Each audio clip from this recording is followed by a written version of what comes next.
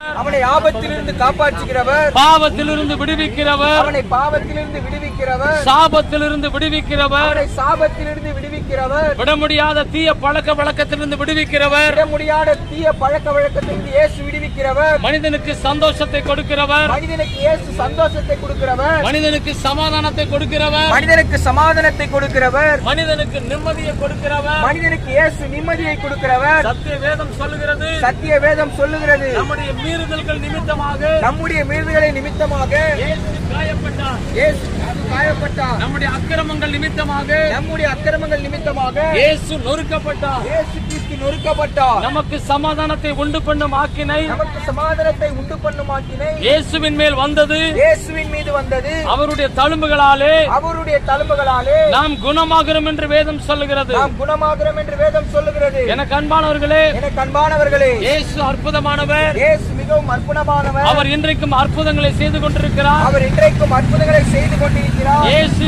அடையாளங்களை நடப்பித்துக் கொண்டிருக்கிறார், இயேசு இன்றைக்கும் அடையாளங்களை நடப்பித்துக் கொண்டிருக்கிறார், வியாதிகளை சுகப்படுத்திக் கொண்டிருக்கிறார், இயேசு வியாதிகளை சுகப்படுத்திக் கொண்டிருக்கிறார். இயேசு சொன்னார், இயேசு சொன்னார், உங்கள் துக்கம் சந்தோஷமாக மாறும் என்று சொல்லி. உங்கள் துக்கம் சந்தோஷமாக மாறும் என்று சொல்லி. இன்றைக்கு அநேகருடைய வாழ்க்கையிலே சந்தோஷம் இல்லை, இன்றைக்கு அநேகருடைய வாழ்க்கையில் சந்தோஷம் இல்லை, சமாதானம் இல்லை. சமாதானம் இல்லை. உலகத்தில் ஏன் வாழ்கிறோம்? உலகத்தில் ஏன் வாழ்கிறோம்? எதற்காக வாழ்கிறோம்? எதற்காக வாழ்கிறோம்? நம்பிக்கை இல்லாமல், நம்பிக்கை இல்லாமல், குறிக்கோள் இல்லாமல், ஒரு குறிக்கோள் இல்லாமல், உலகத்தில் வாழ்வதை விட உலகத்தில் வாழ்வதை விட செத்து போனால் நலமாயிருக்கும் என்று சொல்லி, செத்து போனால் நலமா இருக்கும் என்று சொல்லி சாவை தேடி ஓடுகிற மக்கள் உண்டு. சாவை தேடி ஓடுகிற மக்கள்கள் உண்டு. சமாதானம் இல்லாமல், சமாதானம் இல்லாமல் உயிரை மாய்த்துக் கொண்ட அநேகர் உண்டு. உயிரை மாய்த்துக் கொண்ட அநேகர்கள் உண்டு. கடன் பிரச்சனையிலிருந்து கடன் பிரச்சனைகள் இருந்து வெளியே வர முடியாமல், வெளியே வர முடியாமல், கடன் தொல்லையிலிருந்து கடன் தொல்லையில் இருந்து விடுவித்துக் கொள்ள வழி தெரியாமல், தன்னை விடுவித்துக் கொள்ள வழி தெரியாமல் அநேகர் உயிரை மாய்த்துக் கொண்டது உண்டு.